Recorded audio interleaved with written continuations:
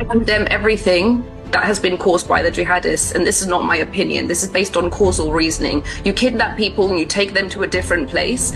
What other option does a sovereign nation have but to return its citizens? And when the jihadists bury themselves wherever they are, whether they're in Lebanon, whether they're in Gaza, whether they're in Iran, whether they're in Syria, they are making the people of that nation, the people they are burying themselves amongst, vulnerable to being killed in this way. So yes, I absolutely condemn those deaths, and I absolutely blame the jihadists for that. Who's to blame for the killing of the civilians during war?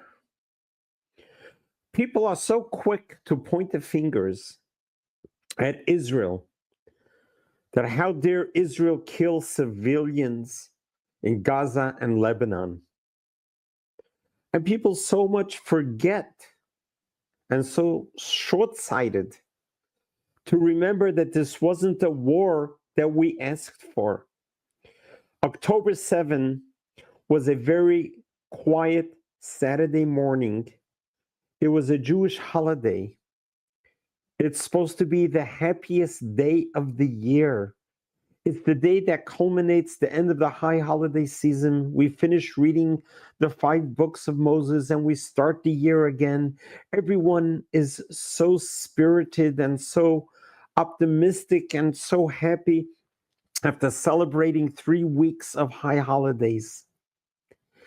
That day of joy turned to the worst day of sadness. By who?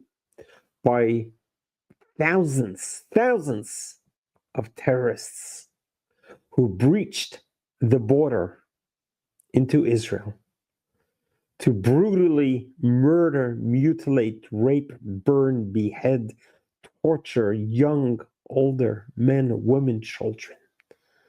That's what we're dealing with. Pointing the fingers on Israel about who's responsible for the civilians that are dying.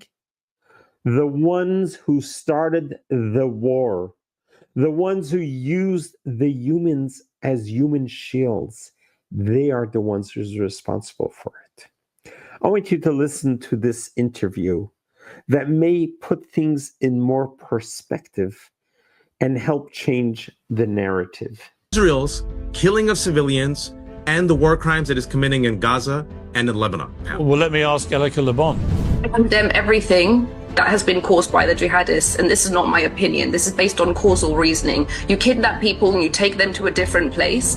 What other option does a sovereign nation have but to return its citizens? And when the jihadists bury themselves wherever they are, whether they're in Lebanon, whether they're in Gaza, whether they're in Iran, whether they're in Syria, they are making the people of that nation, the people they are burying themselves amongst, vulnerable to being killed in this way. So yes, I absolutely condemn those deaths, and I absolutely blame the jihadists for that. And first of all, to go back to this claim that Hezbollah never started this war, from the 8th of October, started launching, by this point, over 11,000 rockets into Israel. 96,000 people in northern Israel have been displaced. 10% of Israel's landmass has been depopulated. Civilians are out of their homes. Children are out of their schools. In the final instance, where there is a precision strike on Hezbollah terrorists, why did they do that? Because the commanders, the leaders of Hezbollah, had a plan to attack northern Galilee and do a second October 7th, kidnap hostages with a ground invasion. Now you tell me, what should Israel do? Just bend over and keep accepting it? None of these things are acceptable to you people. Targeted strikes, unacceptable. Pages, unacceptable. What is acceptable to stop these terrorists from persistently and belligerently attacking Israel?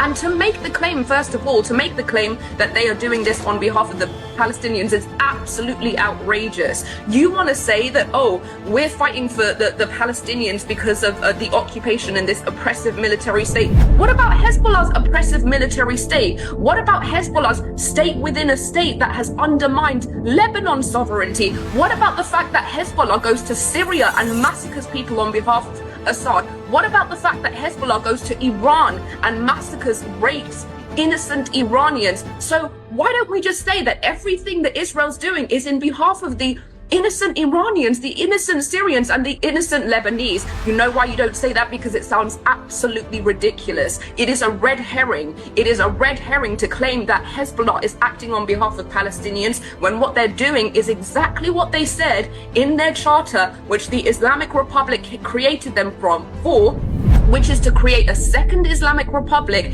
in Lebanon and to destroy Israel. That is their goals. It is time to be honest about that. It is time to be honest about that precisely. Why are people so willing to pull the wool over their faces and put on blindfolds and ignore what the reality that's out there? Once we realize and understand what Israel is dealing with neighbors who are not coming in peace, but who are coming bloodthirsty to annihilate and to destroy. Until they change their mission, Israel is going to have to do whatever it takes to secure their borders and to protect their citizens.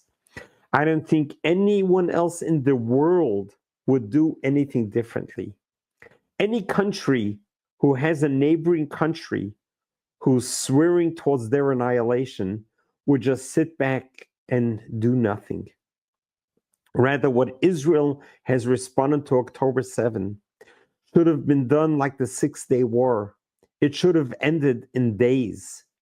But Israel did not want to cause as many casualties as if they would have done what should have been done from a warfare perspective. But Israel went about securing the border and eliminating the terrorists and eliminating the axis of evil surgically to prevent as many casualties of civilians as possible. What other war in history does drop leaflets warning their enemies, leave because we're coming? What other warfare has played out the way Israel has sacrificed close to 800 of its own soldiers just so it should prevent as many civilian casualties as possible? This is very well recorded, and the world knows it, that Israel is doing its utmost to prevent as many civilian casualties as possible. If only Hamas, if only Hezbollah would care about their citizens as much as Israel would have, this war would have been over a long time ago. Let's pray and hope that the world opens its eyes and sees the truth and knows the truth. God bless you. God bless.